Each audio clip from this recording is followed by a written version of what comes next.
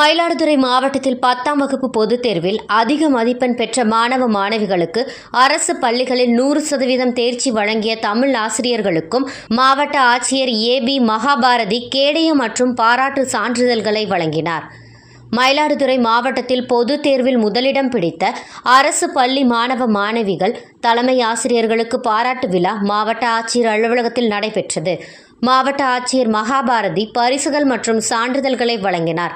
நிகழ்ச்சியில் பேசிய அவர், இவ்வாண்டு 10ஆம் வகுப்பு அரசு பொதுத் தேர்வில் 5744 மாணவர்களும் 5805 மாணவிகளுமாக 11549 பேர் தேர்வு எழுதினர்.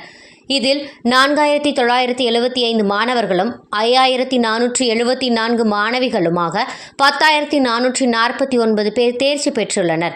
இவ்வாண்டு தேர்ச்சி விழுக்காடு 90.48%. கடந்த ஆண்டு தேர்ச்சி விழுக்காடு 86.31%.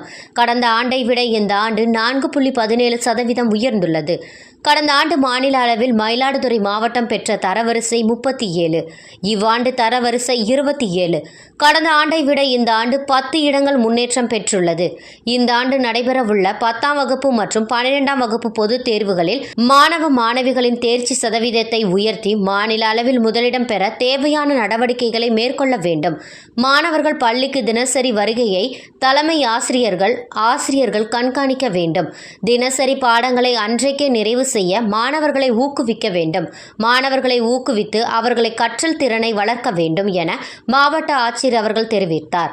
அதனைத் தொடர்ந்து 10ஆம் வகுப்பு பொதுத் தேர்வில் 100% தேர்ச்சி வழங்கிய மயிலாடுதுறை மாவட்ட 9 அரசு பள்ளி தலைமை ஆசிரியர்களுக்கும் மயிலாடுதுறை செயின்ட் பால் மகளிர் மேல்நிலைப் பள்ளி, திருவெண்காடு SST மகளிர் உயர்நிலைப் பள்ளி ஆகிய 2 அரசு உதவி பெறும் தலைமை ஆசிரியர்களுக்கும் அதிக மதிப்பெண் பெற்ற அரசு பள்ளி, அரசு உதவி பெறும் பள்ளி மற்றும் தனியார் பள்ளிகளை சேர்ந்த 35 மாணவ மாணவிகளுக்கு கேடயம் மற்றும் பாராட்டு சான்றிதழ்களை மாவட்ட ஆட்சியர் வழங்கினார்.